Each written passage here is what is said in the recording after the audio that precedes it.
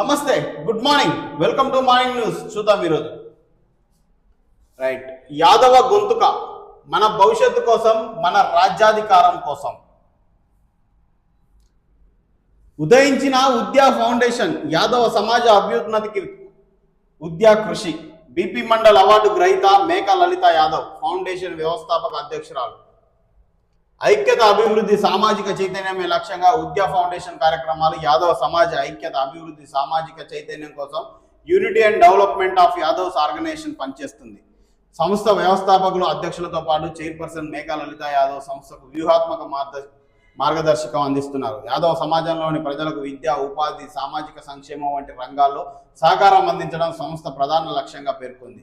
విద్య, ఉపాధికి ప్రాధాన్యం. యాదవ యువతకు ఉద్యోగ అవకాశాలపై అవగాహన కల్పించడంతో పాటు ఆర్థికంగా వెనుకబడిన విద్యార్థులకు విద్యా ఖర్చుల విషయంలో సహాయం చేయడం ఉద్యా లక్ష్యాల్లో ఒకటి. ఉన్నత విద్య, ప్రభుత్వ ఉద్యోగాల కోసం ప్రతిభావంతులైన విద్యార్థులకు శిక్షణ, మార్గదర్శకం అందించేందుకు సంస్థ కృషి చేస్తుంది. విద్యా సంస్థ వచ్చేసి అద్భుతంగా పనిచేస్తుంది.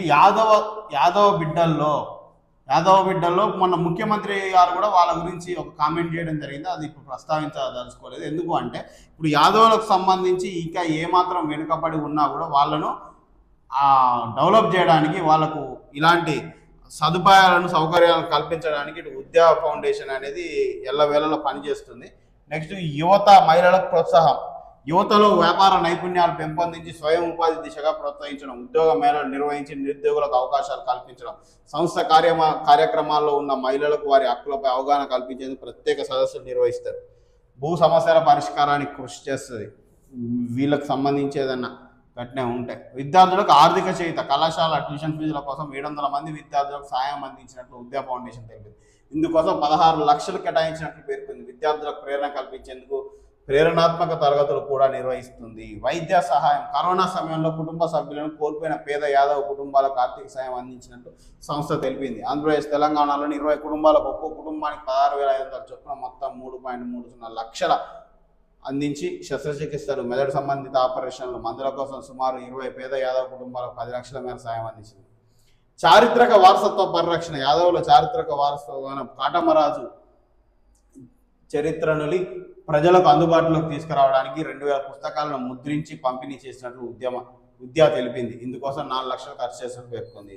మొత్తం ఎటు చూసుకునే ఇటు రాజకీయ చైతన్యాన్ని కల్పించడంతో పాటు వృద్ధులకు, దివ్యాంగులకు సహాయం చేయడం వరకు విద్య, ఉపాధి, క్రీడలు, వైద్య, సామాజిక సేవ మొత్తంగానైతే ఈ ఉద్యా ఫౌండేషన్ యాదవ సమాజానికి సంబంధించి ఎలాంటి ప్రాబ్లమ్స్ ఉన్నా కూడా, వాళ్ళకి ఎలాంటి సమస్యలైనా కూడా తక్షణమే పరిష్కరించే దిశగా ఈ ఉద్యా ఫౌండేషన్ అనేది పనిచేస్తుంది. ఇట్లనే ఇప్పుడు ఈ సమాజానికి సంబంధించి వీళ్ళు ఎట్లా వచ్చారో ప్రతి ఒక్క కమ్యూనిటీకి సంబంధించి ఇలాంటి ఫౌండేషన్స్ ఉన్నాయి ఆల్రెడీ. వాళ్ళు కూడా ఇంతే స్థాయిలో పనిచేయాలి.